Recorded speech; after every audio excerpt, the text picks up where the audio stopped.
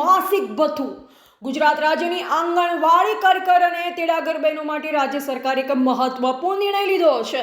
વર્ષો જૂની માંગણીનો સ્વીકાર કરતા મહિલા અને બાળ વિકાસ વિભાગ દ્વારા આંગણવાડી કેન્દ્રો પર અનાજનો જથ્થો લાવવા માટે તથા વ્યવહારના ખર્ચને મંજૂરી આપતો સત્તાવાર ઠરાવ બહાર પાડવામાં આવ્યો છે। શું છે આ સરકારનો નિર્ણય?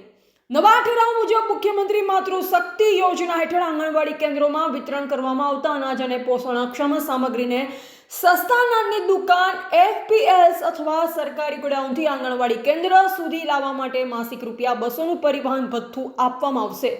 આ રકમ વર્ષે મહત્તમ ₹2400 સુધી મળવાપાત્ર રહેશે। ઠરાવની મુખ્ય વિગતો પૈકી કોને મળશે લાભ? આ ભથ્થું મુખ્યત્વે આંગણવાડી કાર્યકરને મળશે।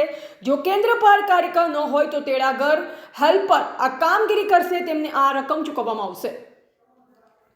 ચૂંટણીની પ્રક્રિયા અનાજનો જથ્થો સફળતાપૂર્વક કેન્દ્ર પર પહોંચાડ્યા બાદ જ આ ભથ્થું ચૂકવવામાં આવશે। આ રકમ સીધી લાભાર્થીના બેંક ખાતામાં જમા થશે।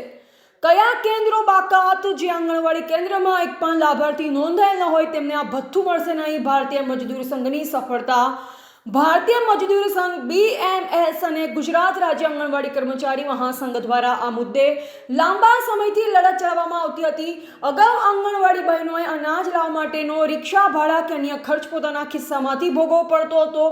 BMSના અગ્રણીઓએ મુખ્યમંત્રી ભૂપેન્દ્રભાઈ પટેલ અને વિભાગીય મંત્રી મનીષાબેન વકીલ સાથે અનેકો બેઠક કરી આ રજૂઆતોના અંતે સરકારે હકારાત્મક નિર્ણય લીધો છે, જેનાથી રાજ્યના અંદાજે 50,000 આંગણવાડી કેન્દ્રોની બહેનોને આર્થિક રાહત મળશે। આ નિર્ણયને આંગણવાડી કર્મચારી સંગઠનોએ આવકાર્યો છે અને તેને બહેનોના વાર્ષિક સશક્તિકરણ તરફ એક પગલું ગણાવ્યું છે। એવા જગતસિંહ દરબાર, પાલનપુર, બનાસકાંઠા, JB ગુજરાત ન્યૂઝ।